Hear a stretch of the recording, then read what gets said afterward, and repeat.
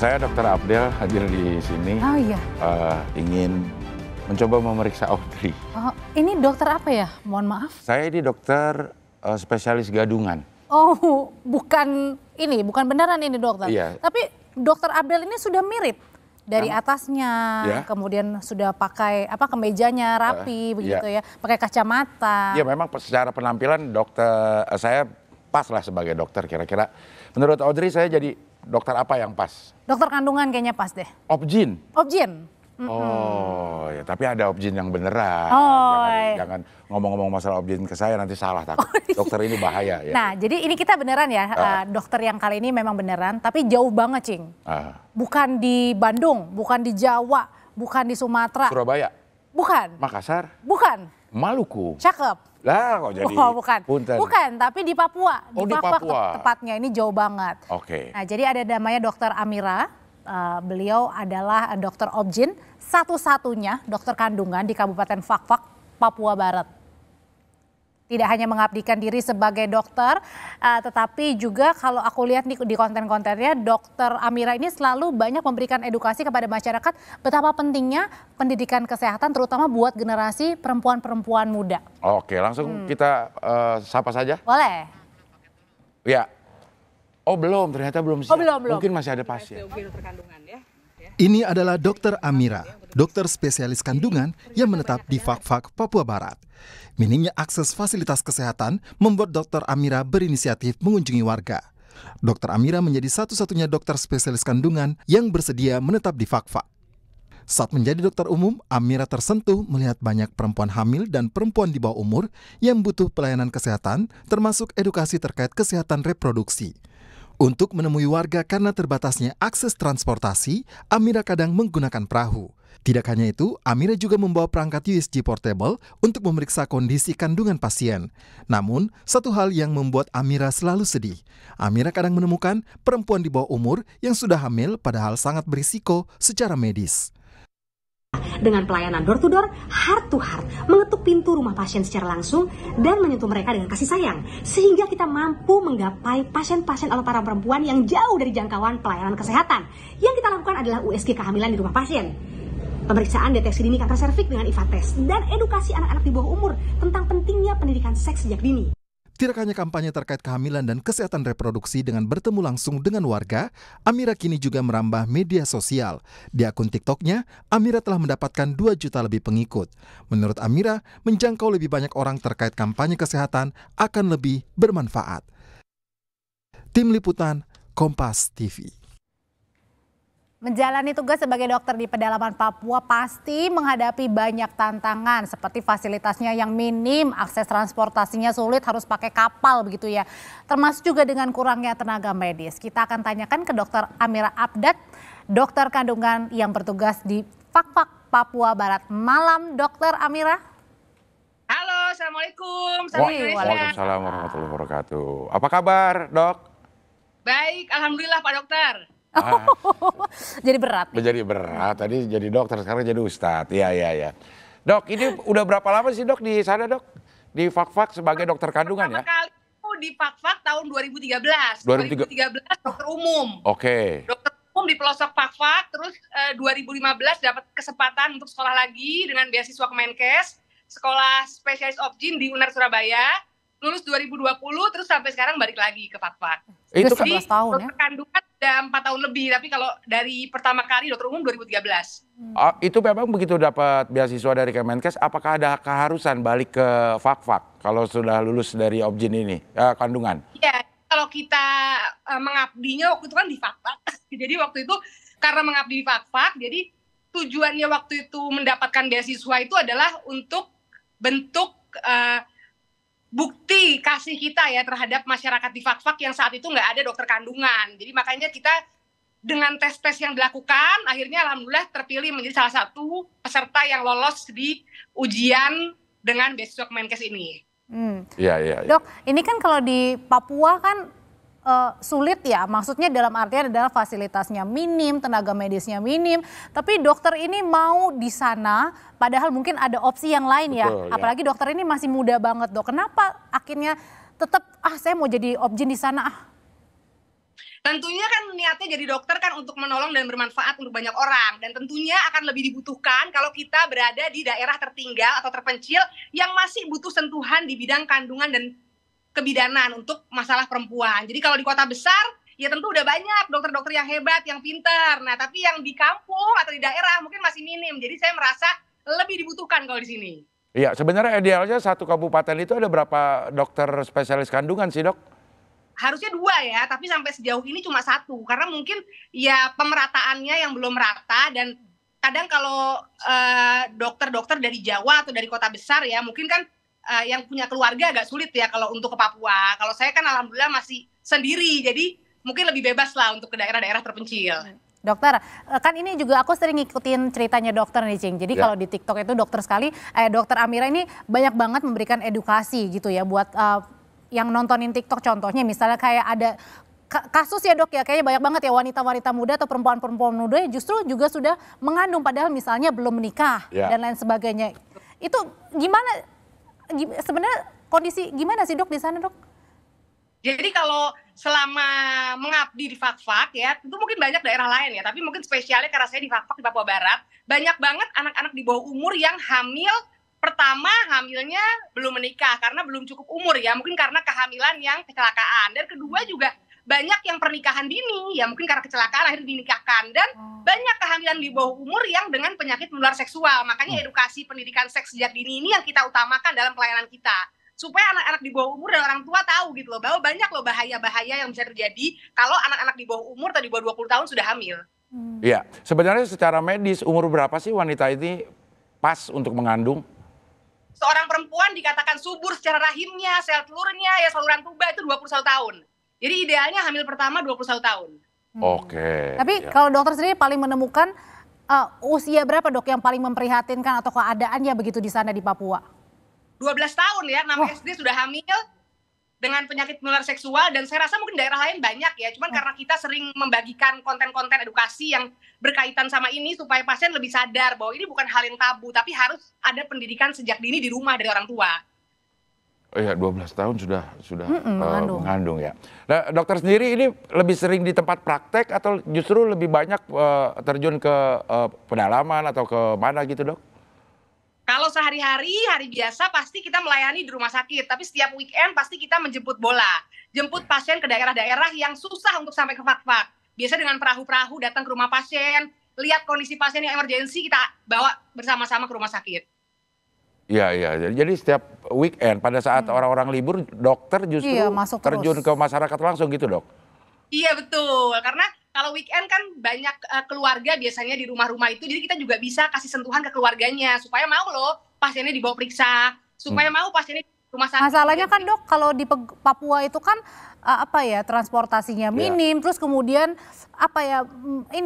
jalannya juga mengerikan, maksudnya cepat gelap, kemudian di sana kan ya pasti masih hutan mungkin gitu ya.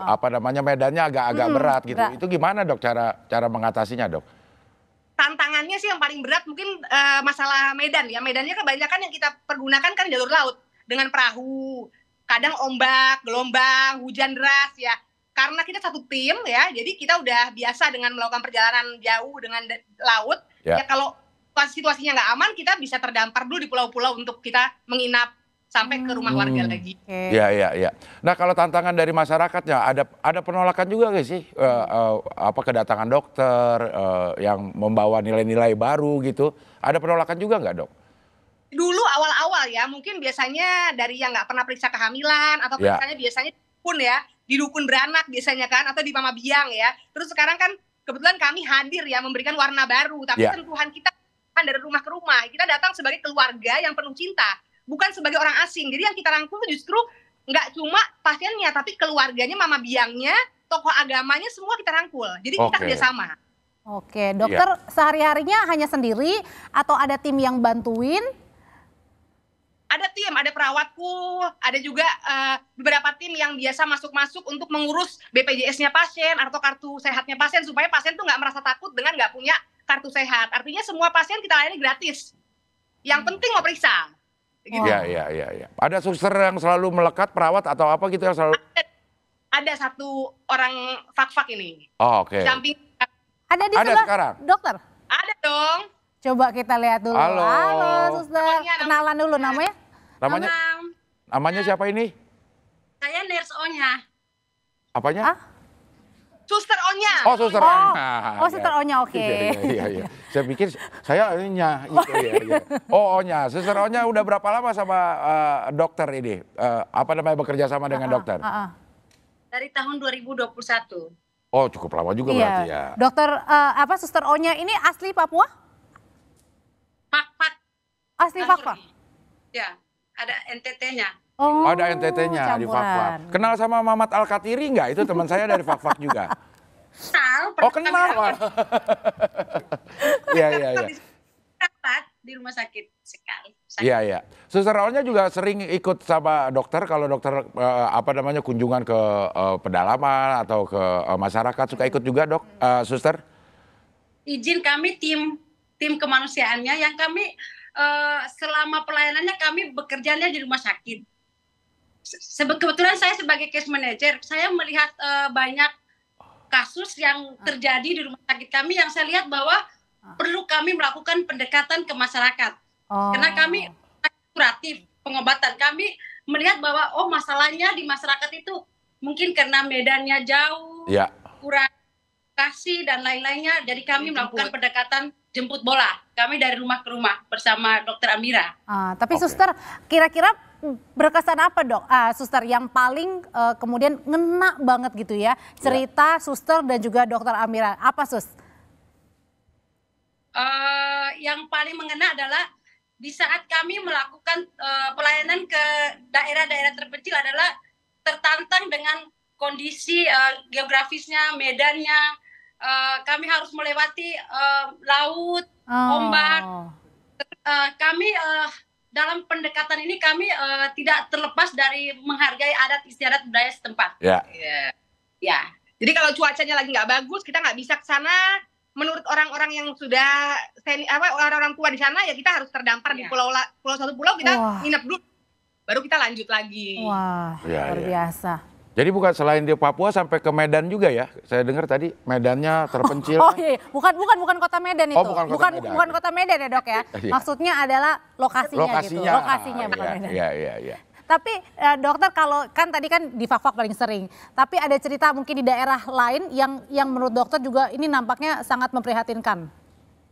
Oke, mungkin kalau semenjak ngisi edukasi ya di platform digital atau di media sosial, yang ternyata saya baru tahu kalau banyak loh kehamilan di bawah umur dengan penyakit menular seksual itu di beberapa daerah lain. Tapi ya itulah, itu tujuannya kita mengedukasikan supaya masyarakat tuh juga lebih terbuka dan nggak menganggap ini adalah yang tabu. Hal yang tabu ya kita tutupi untuk mengenai pasiennya itu privacy. Tapi untuk kasus-kasus ini perlu kita sharing supaya jangan terjadi lagi hal serupa. Karena ternyata selain kehamilan di bawah umur tuh banyak resikonya, juga itu nanti akan bisa memicu penyakit kanker serviks di masa yang akan datang.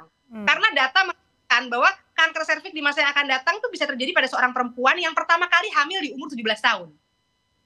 Gitu loh. Oh iya. Jadi banyak masalah-masalah yang bisa terjadi ke depannya, nggak cuma masalah kehamilannya aja, tapi juga bisa berdampak besar untuk nantinya perempuan ini ke arah penyakit keganasan. Jadi saya banyak dapat informasi juga mengenai penyakit-penyakit yang menular seks ini anak di bawah umur dari pasien-pasien yang sering saya kasih edukasi di media sosial. Ya, dokter kan bilang kalau ke daerah-daerah terpencil itu gratis dari rumah ke rumah. Tapi pernah ada nggak dapat dikasih apa gitu? Bayarnya mungkin pakai tanaman, iya, pakai buah-buahan. Pakai buah-buahan gitu, Dok. Kalau kita datang pasti mereka bawain pisang, bawain ubi, bawain. Udah kenyang duluan dong, dokter.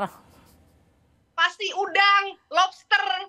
Mereka bawa hasil ubinya buat kita semua. Bahkan ke rumah itu, di rumahku tuh paling sering. Kalau kita pulang biasanya ketok-ketok keluarga pasien, tengah malam pun turun dari kampung mereka bawain makanan-makanan. Jadi ya itu yang mereka bisa kasih. Tapi buat kita kan bukan itu ya. Poinnya adalah mereka mau datang periksa sudah kebahagiaan yang luar biasa. Jadi capeknya kita, lelahnya kita terbayar dengan mereka mau datang periksa. Itu udah lebih dari cukup. Iya. Dokter, ini kan dokter bilang tadi Senin sampai Jumat di klinik ya. Di rumah sakit. Di rumah sakit ya.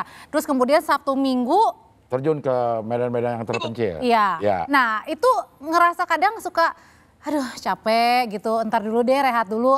Mungkin ketika ada banyak pasien datang ditolak dulu misalnya dokter karena saking lelahnya kan pasti mungkin ada dokter ada sisi pada saat sakitnya juga kan ya lelahnya itu. Alhamdulillah enggak ya. Saya tuh malahan kalau saya nganggur di rumah saya sakit. Wah. Jadi kalau saya kerja saya malah nggak sakit. Waduh. Saya nggak bisa di rumah. Kebetulan saya tuh kalau istirahat sedikit malah badannya nggak enak. Jadi harus di gaspol terus buat pasien. Ini suster O-nya nih Iya. nggak capek Iya. ya. Kata susternya, tapi saya kan sakit. Iya, nah itu gimana Sus? Ayo Sus coba cerita Sus. Ngikuti ritme kerja dari dokternya Iya. gitu. Gimana? Kalau karena memang tugas kami dari Senin sampai Jumat ya, Ya. Sabtu Minggu libur, benar-benar yang mau ke kampung untuk melihat Memanfaatkan. secara langsung kondisi masyarakat di sana. Adapun tujuannya juga supaya meminimalkan kasus-kasus ibu-ibu yang hamil, wanita-wanita muda untuk lebih sehat, supaya semuanya itu ke kami itu tidak sampai yang terburuk gitu kondisinya. Ya. Kita lah hiburannya kita berdua dan tim tuh adalah ke kampung gitu loh. Oh. Karena tadi ya jalan-jalannya terjal, Iya, jadi iya, kayak iya. memacu adrenalin. Memacu adrenalin. Ya, Dok, Suster O-nya kan sudah kurang lebih berarti tahun ketiga ya bersama Dokter Ya, dari Amira. 2021. Apa sih yang paling menarik dari Dokter Amira kalau menurut Suster O-nya? Yang paling menarik adalah bagaimana tulusnya hatinya. Saya selain mengikuti ke kampung, biasanya saya juga ikuti proses kegiatan kakak di rumah sakit. Biasanya itu mengikuti kegiatan operasi kayak seksio gitu. Terkadang sambil berada di belakang Nona, saya maaf sedih terus meneteskan air mata karena saya melihat tangan kecilnya itu berusaha untuk melahirkan bayi-bayi yang ada. Itu yang membuat saya selalu berada sama Oke. Nona. Dokter Amira ini kan masih muda, Ya. cantik juga Dok. Biaya untuk menjadi seorang dokter pasti kan mahal ya Dok ya, bukan pasti, memang mahal gitu ya Dok. Apalagi spesialis gitu ya, Ya. Obgyn ya. Nah tapi ada nggak Dok, maksudnya apa yang membuat dokter sehingga uang bukan satu-satunya, bukan segalanya Dok? Oke, jadi katanya William Osler tuh bapak kedokteran di Kanada. Saya selalu ingat kutipan kata-katanya. Kedokteran adalah seni, bukan sebuah perniagaan. Sebuah panggilan jiwa, bukan perdagangan. Panggilan di mana hati dan otak akan berlatih bersama untuk melayani manusia. Jadi, ya kalau kita mengambil profesi dokter, ya berarti tujuannya bukan finansial atau perdagangan, tapi lebih kepada panggilan jiwa. Jadi ya kita kasih hidup kita untuk orang lain, karena ya rezeki yang kita dapatkan ya dengan melihat orang lain bahagia. Ya rezeki kan nggak selalu finansial, bisa kebahagiaan, kesehatan, ya kemudahan dalam segala urusan, punya banyak relasi ya. Saya pikir apa yang saya dapatkan hari ini nggak mutlak hanya karena finansialnya, tapi lebih besar daripada itu, yaitu saya punya pengalaman hidup yang bisa saya sharing ke orang-orang. Ya, dokter ada rencana untuk pindah dari Fakfak untuk ke tempat mungkin lain yang masih membutuhkan dokter kandungan, atau memang udah betah di Fakfak, Dok? Sejauh ini sih selama masih dibutuhkan ya masih akan di Fakfak. Kalaupun nantinya ada rencana mau sekolah lagi ya kembalinya insya Allah ya ke Papua lagi lah. Oke, emang sekolah apa lagi Dok di atas spesialis? Ada lagi? Ya rencananya insya Allah kalau ditakdir yang mau ngambil onkologi untuk masalah kanker. Karena kan di Fakfak ini kita biasanya merujuk pasien kanker harus ke Makassar yang jauh berhari-hari. Jadi kita berharap ke depannya nanti kalau udah ada dokter onkologi, pasien tuh nggak perlu lagi dirujuk jauh-jauh. Kita tangani yang sebisa kita di sini. Oke, Ya. Dok, tapi kemudian kata dokter bilang kan tadi, kalau mau pun sekolah, saya akan kembali lagi ke Papua, ke Fakfak lagi. Jatuh cintanya mungkin sama alam ya Dok ya? Yang kayaknya membuat betah banget di sana ya Dok ya? Orang-orangnya ya, di Fakfak Orang-orangnya. satu tungku 3 batu. Satu wadah atau satu tungku yang berisi 3 agama, Islam, Protestan, dan Katolik. Yang mana kekeluargaan dan toleransi sangat tinggi. Jadi kehidupan umat beragama di sini sangat luar biasa. Sangat amat rukun gitu. Jadi kalau Idul Fitri yang menyiapkan situasi Idul Fitrinya orang-orang Kristiani. Kalau Natal yang menyiapkan orang Islam. Jadi segitu kuatnya mereka. Jadi kita nyaman di sini. Ya, Dok, ada pesan buat junior-juniornya. Kita baru aja ada berita-berita yang kurang mengenakan tentang junior-junior yang kemarin yang masalah koas segala macam. iya. Itu ada pesan-pesan untuk para junior di dunia kedokteran ini. Untuk para dokter muda yang sedang berjuang, pesanku ini juga saya ambil dari guru-guru saya di FK Unair, dokter Obgyn di FK Unair Surabaya. Beliau selalu mengatakan sama saya pesannya, jadi dokter sukses sangat gampang di era media sosial saat ini, tapi belum tentu baik. Jadilah dokter baik insya Allah rejeki dan sukses akan mengikuti sendiri. Aduh, dalam banget, Ya, dalam ya, banget. ya, ya. Kalau dari suster sendiri, Sus, tadi kan suster apa yang mungkin setiap hari-harinya ya pasti sama dokter Amira, tapi mungkin ada hal yang belum pernah diucapin suster untuk dokter. Tadi sempat saya sampaikan ke Nona, saya panggil Nona ya. Nona, Ya. oke. Bahwa Nona sekolah, Nona akan kembali ke kami juga. Karena kami sangat membutuhkan sosok seperti Dokter Amira. Kalaupun yang lain pengganti Nona, berharap seperti sosoknya harus sama seperti Dokter Amira yang melakukannya dengan hati. Untuk kami semua. Jadi terharu. Terharu, iya. Iya, Suster Onya terima kasih, Dokter Amira terima kasih. Salam kami untuk mama-mama di Papua. Amin. Terima kasih. Terima kasih, sehat selalu ya.